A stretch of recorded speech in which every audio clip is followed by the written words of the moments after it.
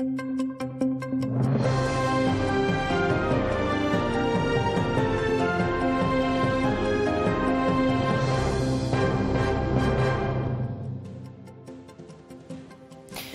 новостей на АТР. Вы смотрите «Заман». 9 марта, пятница. В студии София Абляева. Приветствую вас.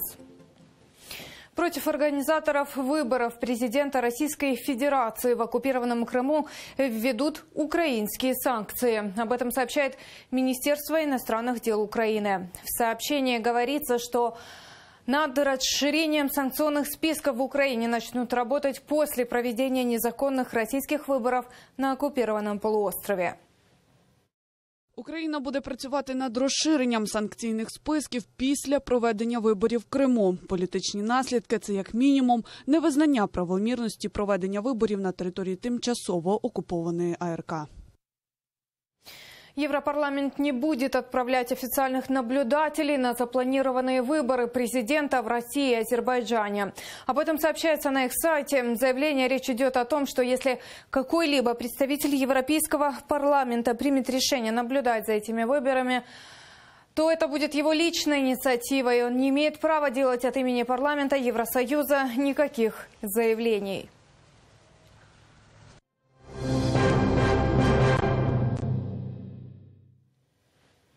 На одиночный пикет против религиозной дискриминации и обысков в исламских центрах вышел в Киеве под здание СБУ столичный адвокат Ибрагим Татиев.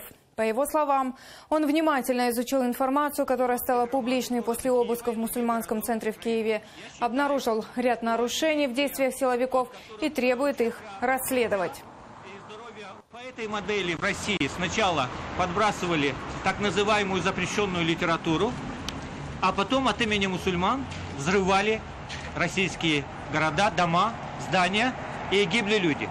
Следующим раундом будут взрывы, чтобы нагнетать обстановку в Украине.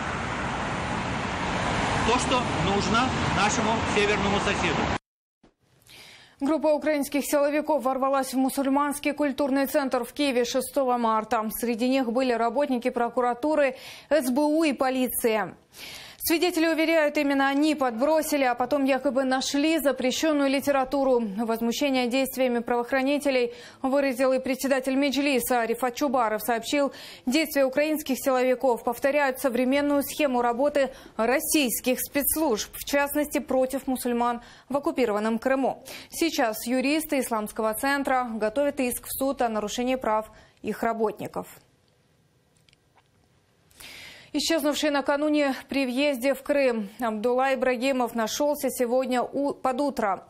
Он ехал из Херсона в Крым и в назначенное время после обеда не вернулся домой. Его телефон был отключен в разных оккупационных органах.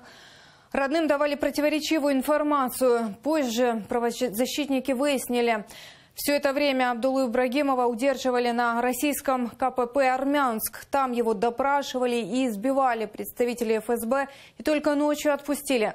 Причина задержания неизвестна.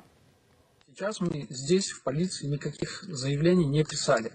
Это будет написано уже непосредственно Абдуллой о том, что он был избит, и заявление о преступлении, о том, что к нему применялись противозаконные меры. Это будет уже сделано завтра утром. Он настолько избитый, даже не в состоянии объяснить, как он доехал и что с ним. Мы продолжаем вспоминать события 4-летней давности в Крыму. 8 марта тысячи женщин на полуострове вышли на митинги за мир и против оккупации Крыма. 9 марта очередные митинги проукраинских граждан, преимущественно у памятников Тарасу Шевченко. Именно в тот день, 9 марта 2014-го, отмечалось 200-летие со дня его рождения. Между тем, российские захватчики продолжили воплощать план захвата полуостров Крым. Как развивались события в те дни, далее без комментариев.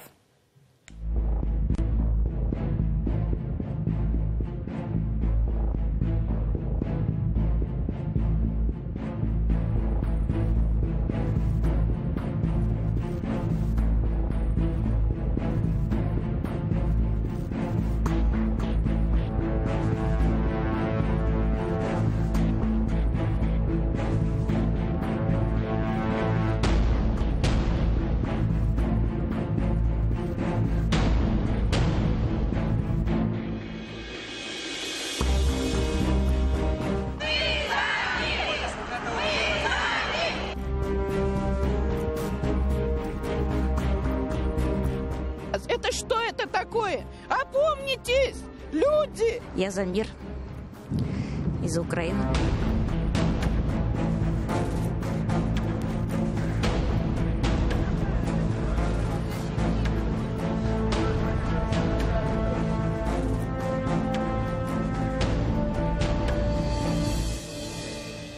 Не входить в составы участковых и окружных избирательных комиссий, не давать своего согласия на включение в списки избирателей.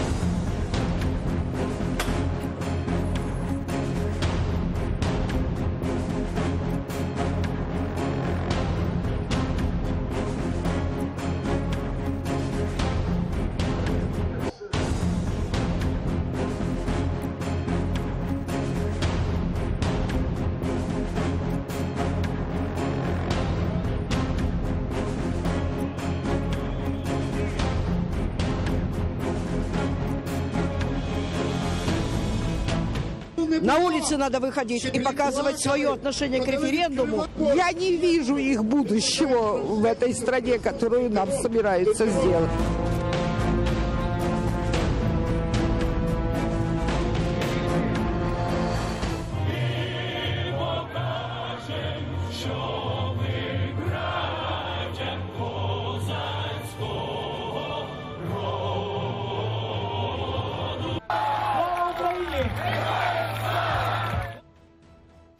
Тридцать украинских интернет-изданий в оккупированном Крыму полностью или частично недоступны. Об этом сообщается в отчете Крымской правозащитной группы. Там проверили доступность сайтов через сети разных провайдеров в 5 крымских городах – Белогорск, Севастополь, Симферополь, Керчь и Ялта. Заблокированными, в частности, оказались такие интернет-издания, как «15 минут», «Цензор.нет», «Европейская правда», «Громадское радио», «Укринформ» и другие. Также правозащитники выяснили, что сайт телеканала АТР блокируется в Керчи, Ялте и Симферополе. Результаты мониторинга, говорится в отчете, подтвердили тенденцию дальнейшего ограничения свободы слова в оккупированном Крыму.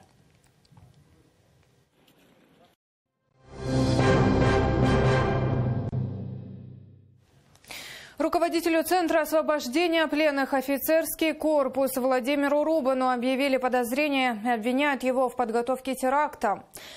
Он уже в Киеве, и в эти минуты продолжается суд по избранию ему меры пресечения. Прокуратура требует ареста. Владимир Рубан был задержан накануне на контрольно-пропускном пункте Майорск в зоне АТО. В заявлении СБУ утверждается, что Рубан пытался вывести из так называемой ДНР на подконтрольную Украину территорию целый арсенал оружия. На обнародованных видео и фото гранатомет и миномет, заряды к нему, десятки автоматов, гранаты и ящики с патронами. Владимир Рубан стал известен в Украине как посредник в переговорах с террористами из ОРДЛО. Он часто ездит в Донецк и Луганск, является помощником Виктора Медведчука и имеет звание генерала. Задержание Рубана прокомментировал генеральный прокурор Украины Юрий Луценко.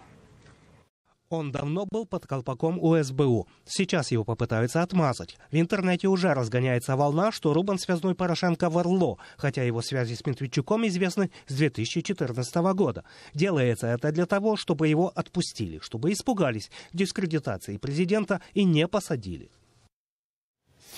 Скандал на инаугурации президента Чехии Милоша Земана. Церемония состоялась накануне. Группа депутатов чешского парламента, не дожидаясь окончания, демонстративно покинула зал. Так они протестовали против нападок президента на общественное чешское телевидение и другие независимые СМИ. Земан, который недавно победил в президентских выборах, известный своей пророссийской позицией. Он публично поддержал аннексию полуострова Крым в 2014 году, а затем выступал за снятие санкций ЕС, введенных в отношении России из-за агрессии против Украины.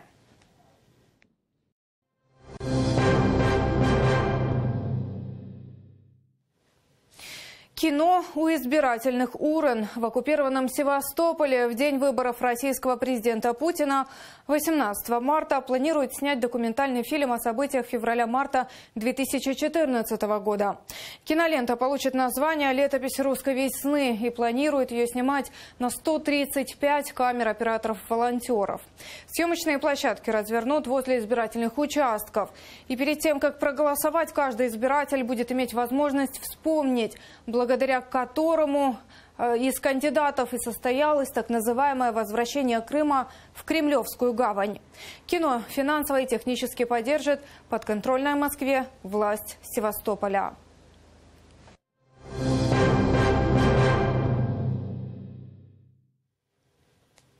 Сегодня 204-я годовщина со дня рождения Тараса Шевченко. В Киеве к памятнику Кобзарю несут цветы.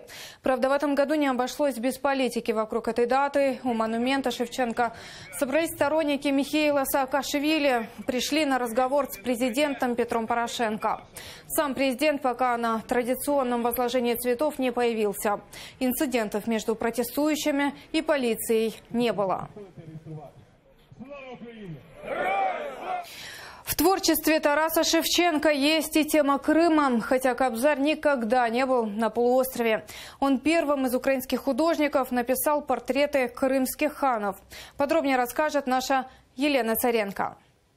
По свидетельствам историков, первое знакомство Шевченко с морем и Крымом состоялось во время поездки в детстве маленького Тараса вместе с отцом и Валкой Чумаков в Крым. Хотя другие исследователи такое путешествие Тараса в Крым отрицают, рассказывает искусствовед Василий Перевальский.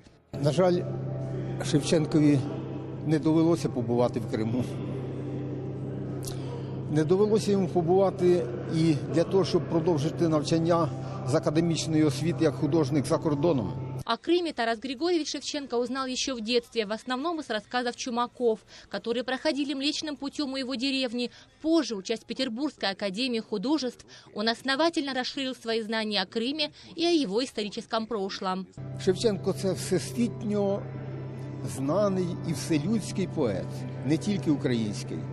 Він, хоч не був у Криму, але мав його творчість також добре знана в Криму, і ще й зараз є і в Севастополі, і в інших містах пам'ятні місця. Не был, но мечтал побывать. Тема Крыма нашла свое место в разных направлениях творчества Тараса Шевченко. В 1837 году он написал портрет вице-адмирала Павла Нахимова. В 1842 году молодому Тарасу заказали иллюстрации книги о графе Суворове.